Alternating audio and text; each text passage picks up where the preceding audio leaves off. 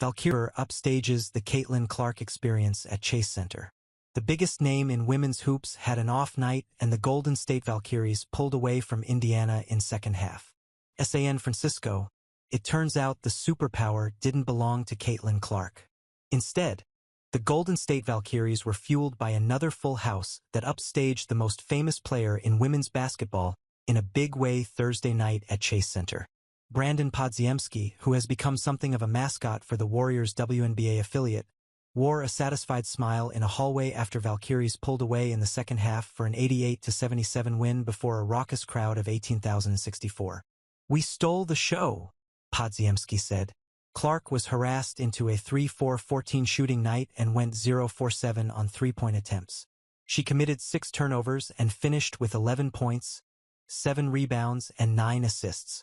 It was only the second time in 47 WNBA games she failed to make a three-pointer.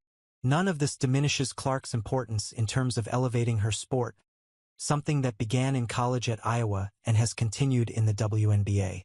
Once upon a time in 1984, Michael Jordan came to the Coliseum Arena for the first time as a rookie for the Chicago Bulls and finished with 13 points, the lowest total of his first season.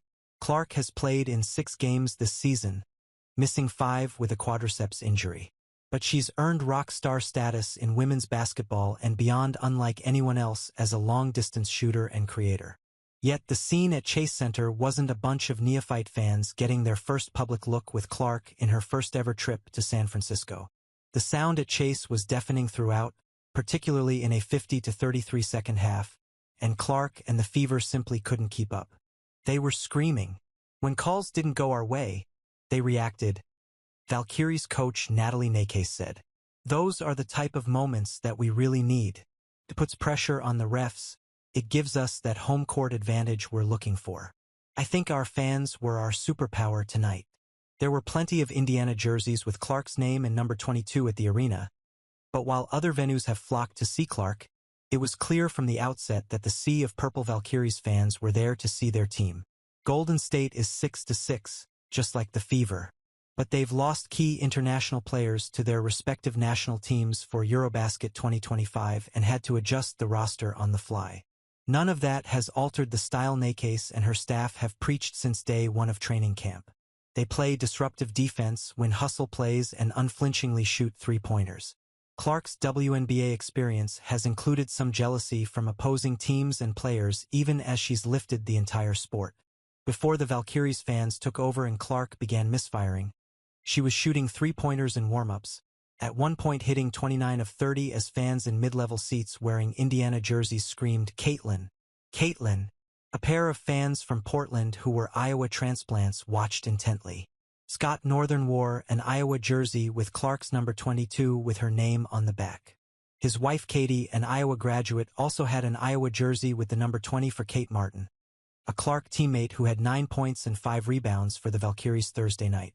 Scott received the tickets from his wife as a birthday gift. "I had never been a women's basketball fan. I had never even watched a game until the Hawkeyes at Iowa," Scott Northern said. "Now I'm just totally hooked on the WNBA. We've got WNBA League Pass. Portland's getting a team next year. So just the chance to come here and see this matchup, it's the best birthday present ever." The Northerns paid $700 per ticket for seats nearly at floor level, plus airfare and hotel. Afterward, outside the arena, they didn't seem to mind that much that Clark and the Fever had a rough night. "It was great. Not the outcome we wanted, but a great experience," Scott Northern said. Clark, who spoke before the game but not after it, is cognizant of her importance and takes being a role model seriously.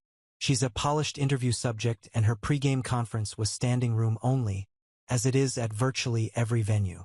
I asked her about living life in the public eye at age 23. "I feel at this point I'm pretty used to it.